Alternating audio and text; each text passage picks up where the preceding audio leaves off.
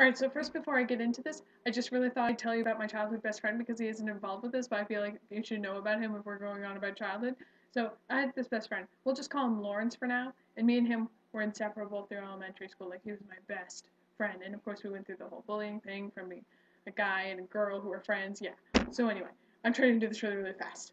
So, okay. So what I'm going to tell you about is my biggest adventure as a small child before Disney, of course. And I called it an adventure because it had all the qualities of adventure, which you will soon learn. It involved courage and sacrifice and hardship, and it was a legit adventure.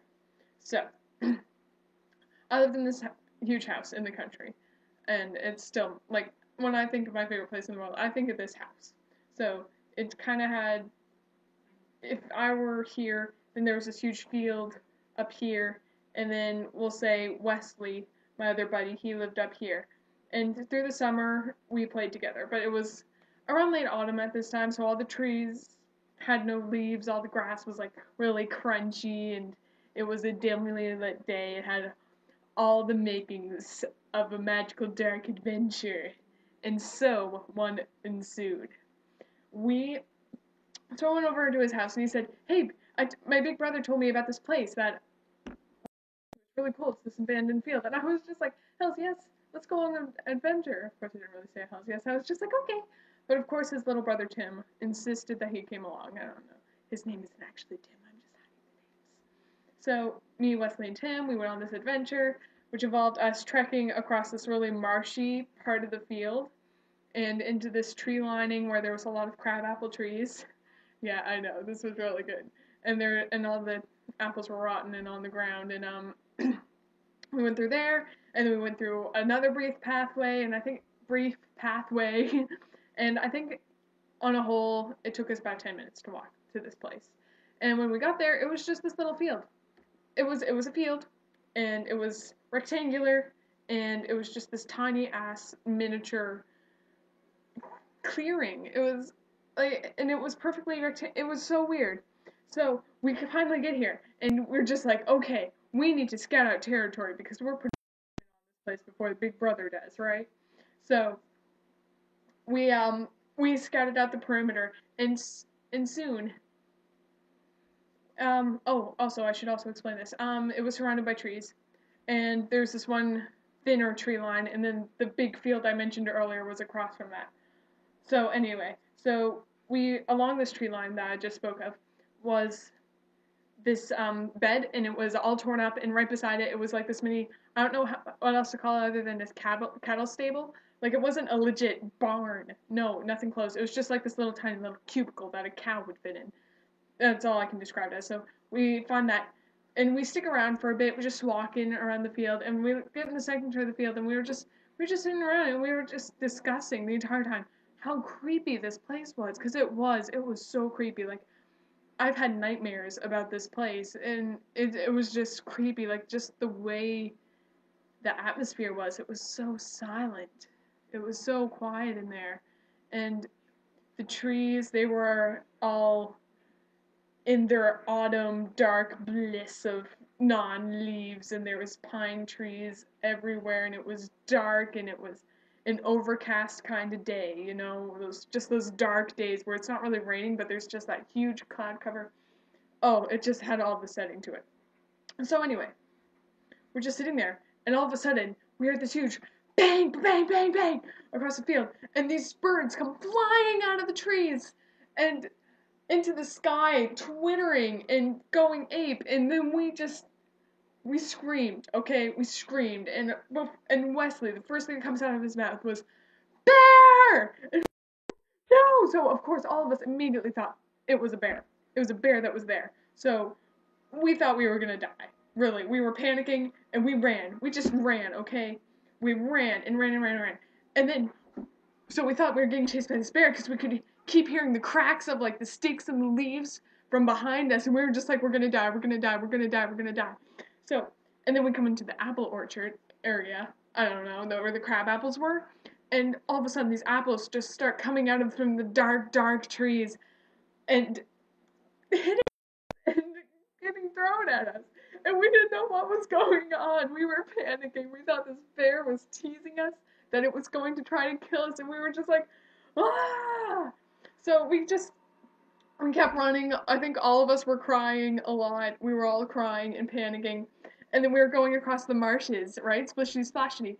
When suddenly Tim just stops. He's like, I'm stuck!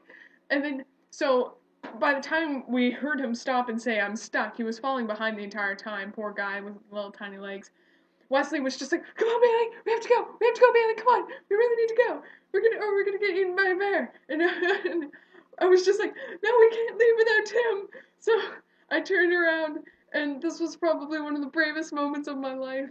I turned around, put myself in danger, and saved Tim.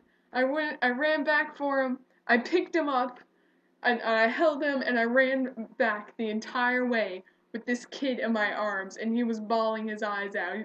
And I was just like, no, no, no. It was like crazy.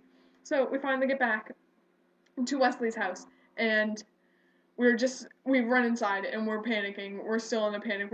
And I didn't want to go outside. I didn't want to go home. I wanted my mom to come and get me, because I was scared that the bear was going to get me if I went back outside. I mean, perfectly logical, right? I mean, that was obviously what it was. It was obviously a bear.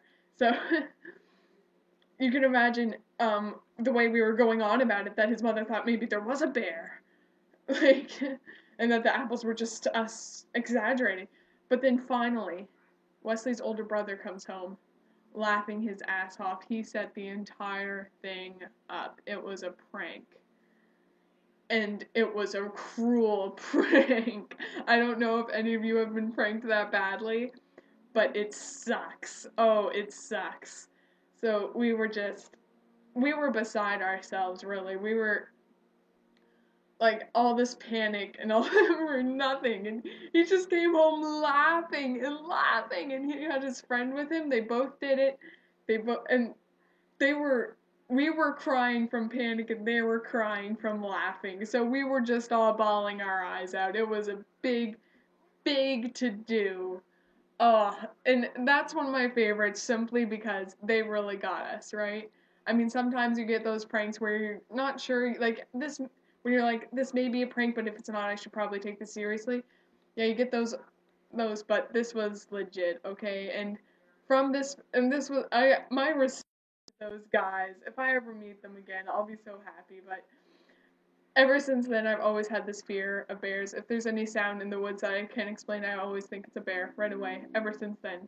Before that, I never had a care in the world, but now I'm just so scared that whenever I'm in the woods, that a bear's gonna come out of nowhere and kill me with apples.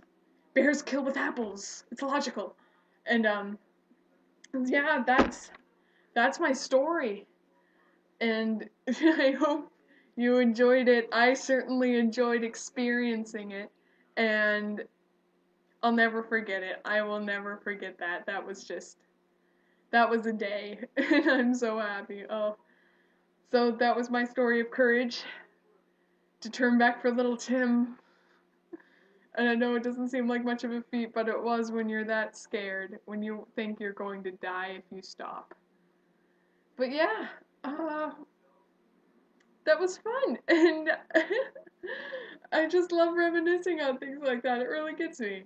Okay, so this is getting really long, and I imagine you all have things to do other than listening to me rant and rave about how a bear was trying to kill me. And also, I should probably apologize for the quality. I had to do this on my laptop because my camera popped out of existence, and this other camera that I could have used only had a minute and seconds, and as you can see, this wouldn't have worked in a 1-minute video. So yeah, goodbye, and I can't wait to hear other stories. And Joe, I thought your story was so adorable, and yeah, and your top 5s were all great, and yeah, goodbye, goodbye, goodbye.